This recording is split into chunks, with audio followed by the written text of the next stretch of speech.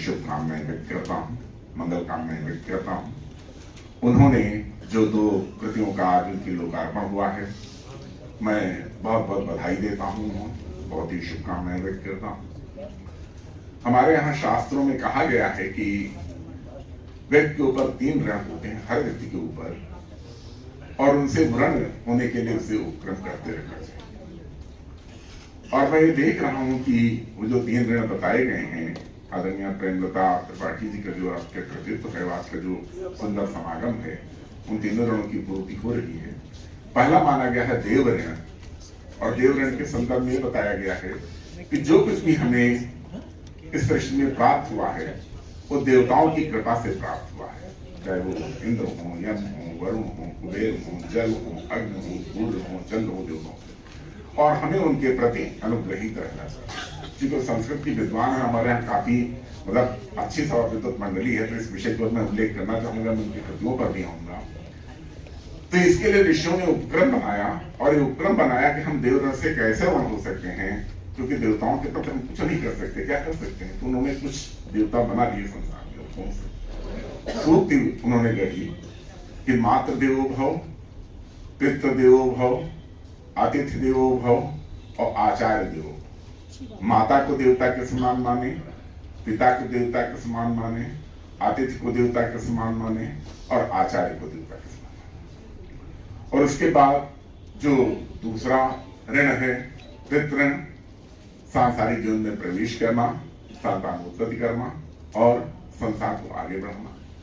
और तीसरा जो ऋण है वो है ऋषि ऋण। ऋषि ऋण क्या, हमें जो कुछ भी आज प्राप्त हुआ, जो कुछ भी हम एक शब्द भी अगर बोल रहे हैं तो हमको ऋषियों की कृपा से हमको वो प्राप्त हुआ।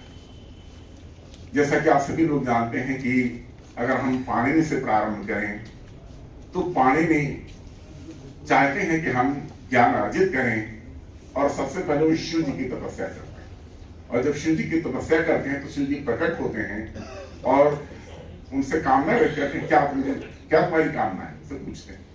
तो कहते हैं मैं व्याकरण का अध्ययन करना चाहता हूँ। तो अपना डमरू बजाते हैं और 14 सूत्र निकलते हैं, आई मुड़ रिलक ओंग इत्यादि इत्यादि, और हमारा पूरा व्याकरण आज उसी पर अवलंबित है। तो ऋषियों ने बहुत बड़ी तपस्या की, जब कोई साधन नहीं थे, कोई सुविधाएं नहीं थी, केवल तपस्या, केवल साधना, केवल एक संकल्प शक्ति से करते थे। उनसे होते हुए आज वो ज्ञान राशि हमको प्राप्त हुई है।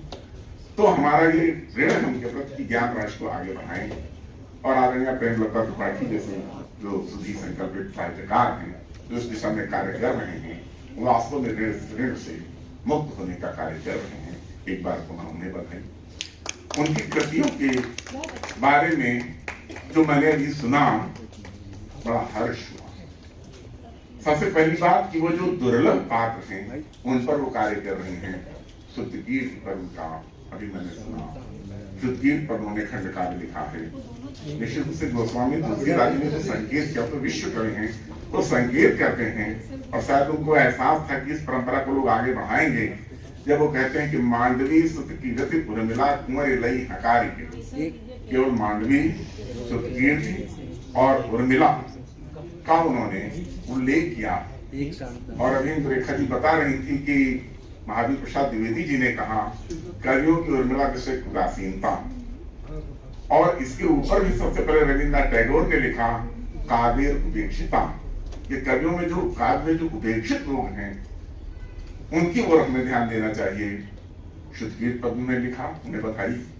और इसके साथ ही साथ राम सखा निषाद राज पे लिखा, जब उन्होंने बताया कि तुलसीदास जी ने भी लिखा है कि तुम मम सखा भरत संभ्राता और सदा रहो पुर आवत जाता। तुम तो मेरे सखा हो और भरत जैसे भाई, भरत के समान भाई। क्योंकि राम कथा अधूरी है तो उसमें निषाद राज का उल्लेख हो, क्योंकि आगे का जो रास्ता होता है, जो वो कहते हैं जही बन जाए रह रघुराई और परन कुटी तह कर्म सुहाई। जहां जहां आप जाओगे मैं पर्णकुटी बनाने का कार्य करूंगा, पूरा उनका मार्ग सुलभ सुगम बना देता है। तो उस पर भी निश्चित रूप से लिखा जाना चाहिए था। आज उनकी जो 2 कृतियां बहुत ही बहुमूल्य हैं, सरसरी तौर पर ही मैंने उन कृतियों का अवलोकन किया, लेकिन हमने देखा चूंकि वो संस्कृत की विदुषी हैं और संस्कृत की एक बृहद कार्य परंपरा का ज्ञान उन्होंने अर्जित किया है, और वो बृहद ज्ञान परंपरा उनकी कृतियों के अंतर्गत दृष्टिगोचर हो रही है। क्योंकि आप जानते हैं जो संस्कृत की 3 विभूतियां हैं, वाल्मीकि, व्यास और कालिदास, ये कोई बात अधूरे मन से नहीं कहते, जो बात कहते हैं पूर्ण मन से कहते हैं। और वाल्मीकि ने तो सबसे पहले राम कथा लिखी, लेकिन वहां शांता मूक पात्र नहीं है, वहां शांता उपेक्षित नहीं है। शांता की कथा बहुत व्यापक रूप से मिलती है।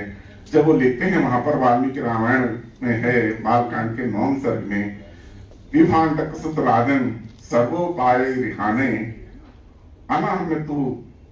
अनायतु महीपाव रेशम श्रृंगम सुसत्कृतम विभांडकम सुतम राजन ब्राह्मणम वेद पारगम प्रेक्ष कन्याम शांताम वै विधिना सुसमाहिता।